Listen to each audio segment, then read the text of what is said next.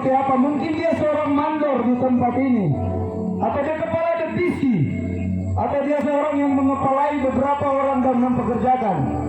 Ada satu hal yang tidak bisa dihindari oleh manusia. Dengarkan ini baik-baik. Suatu hal yang tidak bisa dihindari oleh manusia adalah kematian. Satu hal yang tidak bisa dihindari oleh manusia, apapun dia, seperti apapun pangkat dan kelas jabatan dia, semua kelihatan dalam hidupnya adalah kematian, tidak bisa dihindari. Tetapi mirisnya, semua yang dia kumpulkan tidak dia bawa pergi. Sedihnya, semua yang dia kumpulkan tidak dia bawa pergi.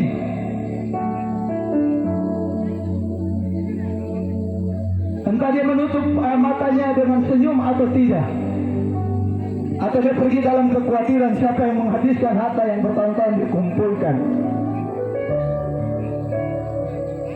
Saya tidak tahu Bapak dan Ibu ini rajin ke gereja atau tidak.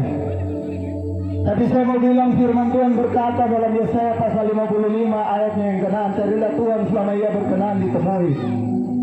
Carilah Tuhan selama nafas ini masih ada. Kerjakanlah keselamatan selama nafas ini masih ada. Kalau sudah selesai tidak bisa. Hai anak muda, kau dengar, hidup ini adalah tragis. Alkitab mencatat kehidupan ini hanya 70 tahun. Kemurahan Allah 80 tahun. Apa yang saudara buat? Apakah kita mau hidup di luar Tuhan atau di dalam Tuhan? Itu menentukan surga dan neraka. Dan keduanya kekal. Hidup singkat. Mama kau mau marah bapak, kelakuan juga bapak kelakuan singkat. Atau masuk kau bilang bapak punya kekurangan singkat. Dan dia hanya manusia. Amin saudara. Halo Lere. Tuhan akan membawamu. Jangan berpikir di tempat ini, karena ini hutan. Sudah penghitung usia sudah 50, sudah tua jadi. Ini bukan masalah tua dan muda. Ini masalah keselamatan. Ini masalah keselamatan.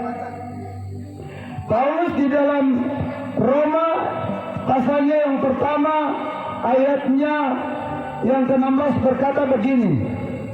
Aku mempunyai keyakinan yang kokoh di dalam Injil, karena Injil adalah kekuatan Allah yang menyelamatkan setiap orang, baik orang Yahudi dan juga orang Yunani.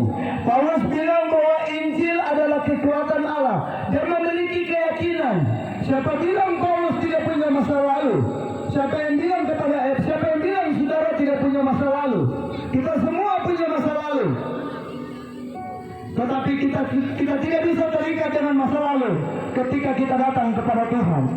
Tuhan mengeluarkan saudara dari masa lalu hidup yang hancur. Kalau ada yang masih pukul-pukul istri saudara, bertobat. Saudara renungkan bagaimana dia kasih tinggal dia punya keluarga semua, lalu datang mengabdi dalam keluargamu. Firman Tuhan berkata bahwa kasihilah istrimu. Amin. Injil adalah kekuatan Allah. Injil adalah kabar baik. Arti daripada Injil adalah kabar baik, saudara. Kabar baik ini datang kepada saudara pada sore hari ini. Siapa yang mendengarkan suaranya dia pasti diberkati.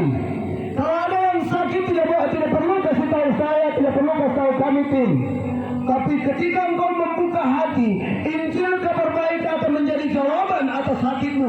Injil kabar baik akan menjadi jawaban atas masalah rumah tanggamu. Injil kabar baik akan menjadi jawaban atas seluruh kehidupan masa depan anak-anakmu. Di tangan Tuhan ada masa depan anak muda. Jangan sia-siakan masa depan.